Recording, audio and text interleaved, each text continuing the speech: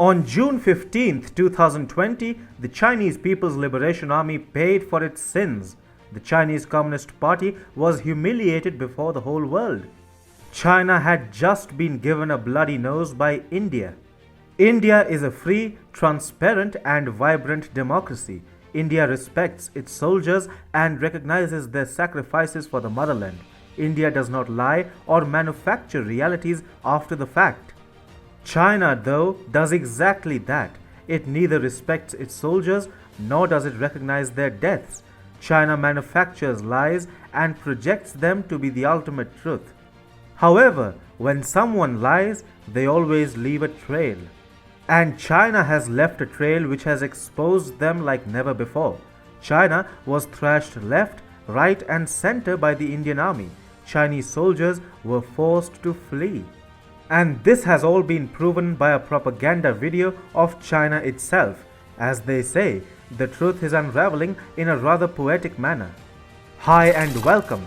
This is TFI Global, the foreign affairs and geopolitical analysis arm of the TFI Media Group. I am your host Sanbir Ranhotra, and in this video I will tell you how China has been caught in its own web of lies. Let's begin. Domestically, anger against the communist regime in China is rising. Chinese citizens have had just about enough of the CCP's brutality, lies, propaganda and tyranny. On the Chinese social media network Weibo, the people of China are not shying away from criticizing the CCP, albeit in a tone so non-dissident that they do not land up in a Chinese jail cell. Still, the odds are heavily stacked against them.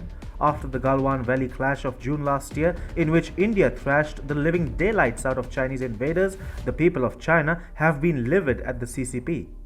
While India was quick to admit 20 fatalities due to the bloody clash, China, which suffered a much higher quantum of damage, chose to cover up the entire clash, pin its blame on India, and hide the reality of dead Chinese soldiers from its people. It was only in February this year, 7 months after the clashes took place, that the CCP admitted a meager 4 fatalities. Thereupon, as reported by TFI recently, Chinese state media outlets Xinhua News and Global Times reported an additional death due to the clashes, taking the official toll to 5. Now, another Chinese state media network, CGTN, has released a propaganda video to commemorate one of the Chinese soldiers killed in the Galwan Valley clash of last year. The video shows Chinese soldiers attacking Indian troops from a height and pelting stones at them.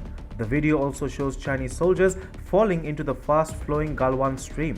Injured Chinese soldiers are also seen crossing the stream in an attempt to save their lives. The Indian response to China's evil act was ruthless and bloody, so it was wise for the Chinese little emperors to flee.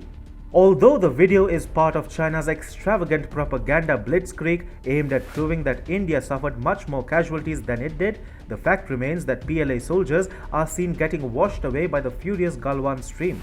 Further, hordes of Chinese soldiers are also seen trying to take shelter along with the injured and dead in what appears to be a cave or bunker.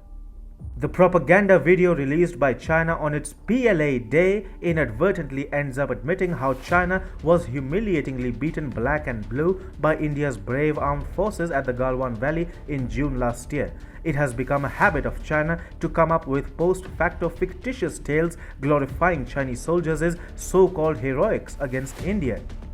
Recently, according to Global Times' emotional thriller regarding the officially acknowledged 5th Chinese soldier who was killed last year, the Little Emperor led Chinese troops in an assault against India only to be killed. The report said, as he saw several soldiers were besieged by the Indian troops, Chen Hongjun once again turned around without hesitation and led the soldiers to charge again at the battleground.